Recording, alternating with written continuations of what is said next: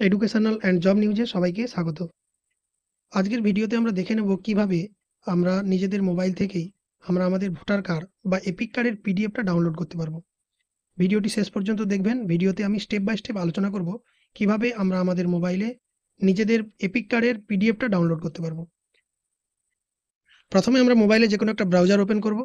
Browser open করার পর আমরা এখানে লিখব voters.eci.gov.in।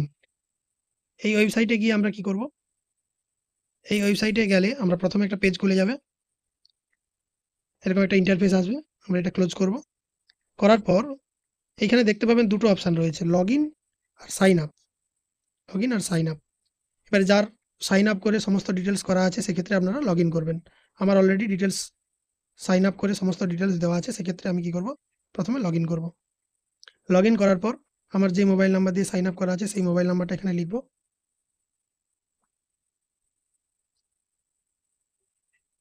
মোবাইল নাম্বারটা লেখার পর এখানে আমি কি করব, ক্যাপচা দিয়ে দেবো।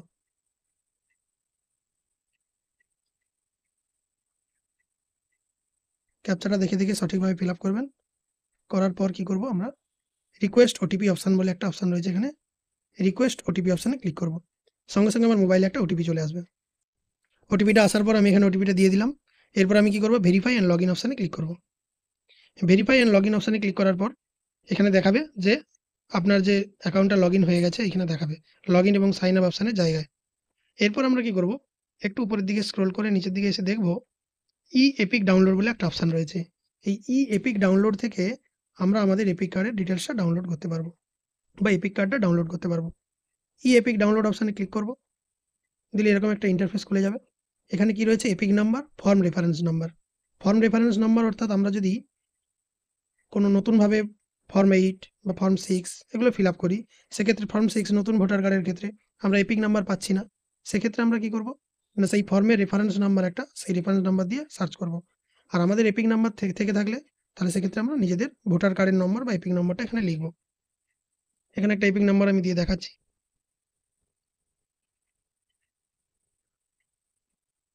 লেখার পর আমি সিলেক্ট স্টেট, এখানে আমরা নিজেদের রাজ্যের নামটা সিলেক্ট করব। ওয়েস্ট বেঙ্গল করলাম, করে সার্চ করব। করলে এখানে দেখাবে আমার ডিটেলসটা। একটু নিচের দিকে গেলে দেখতে পাবো এখানে please authenticate using OTP verification. এখানে আমরা ডাউনলোড করার আগে অবশ্যই আমাদের ভোটার কার্ডে মোবাইল নাম্বার যোগ থাকতে হবে। আর মোবাইল নাম্বার যদি যোগ না থাকে সেক্ষেত্রে আমাদেরকে ফর্ম 8 ফিল আপ করতে হবে। আমরা আরও একটা ভিডিও এরপরে দিয়ে দেবো, যেখানে আমাদের ফর্ম 8টা নিজেরা মোবাইল থেকে কি করে ফিল আপ করবো। ফর্ম 8-এর ক্ষেত্রে আমরা আমাদের সমস্ত তথ্য আপডেট করতে পারি ভোটার কার্ডে। তো যদি মোবাইল নাম্বার যোগ থাকে সেক্ষেত্রে আমরা এখানে সেন্ড ওটিপি একটা অপশান পাবো। আবার ওটিপি সেন্ড করব, সেক্ষেত্রে মোবাইলে আবার একটা ওটিপি যাবে। মোবাইলে ওটিপি এসে গেছে, সেটা আমরা এখানে পুট করলাম। করার পর কি করব, ভেরিফাই অপশানে ক্লিক করব। ভেরিফাই অপশানে ক্লিক করার পর এইখানে দেখাবে যে ওটিপি ভেরিফিকেশন ডান সাকসেসফুলি। এবারে আমরা এখান থেকে ডাউনলোড ই এপিক যে অপশানটা রয়েছে, এইখান থেকে ই এপিক অপশান থেকে আমরা আমাদের ভোটার কার্ডের পিডিএফটা ডাউনলোড করতে পারবো। ডাউনলোড ই এপিক অপশানে ক্লিক করার পর দেখতে পাবেন congratulation, your E epic for the epic number has been successfully generated. Please save your copy of E epic for future use, don't share with other to avoid miss use.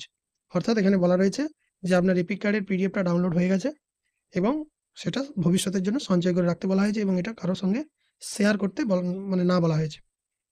তো আমরা নিজেদের mobile থেকে এইভাবেই নিজেদের voter কার্ডের পিডিএফটা download করে নিতে পারবো। অবশ্যই ভোটার কার্ডে মোবাইল নাম্বার যোগ থাকতে হবে। তো ভোটার কার্ডে কীভাবে মোবাইল নাম্বার যোগ করতে হবে সেটা যদি আপনাদের অবশ্যই জানার প্রয়োজন থাকে, আমার এই ভিডিওর কমেন্ট বক্সে লিখে পাঠাবেন। আমি আরও একটা নতুন ভিডিও করে আমি দিয়ে দেবো, যাতে করে আপনারা নিজেদের মোবাইলে ভোটার কার্ডের সঙ্গে মোবাইল নাম্বার, আধার নাম্বার এগুলো যোগ করতে পারেন। সবাইকে অসংখ্য ধন্যবাদ ভিডিওটি শেষ পর্যন্ত দেখার জন্য। সবাই ভালো থাকবেন।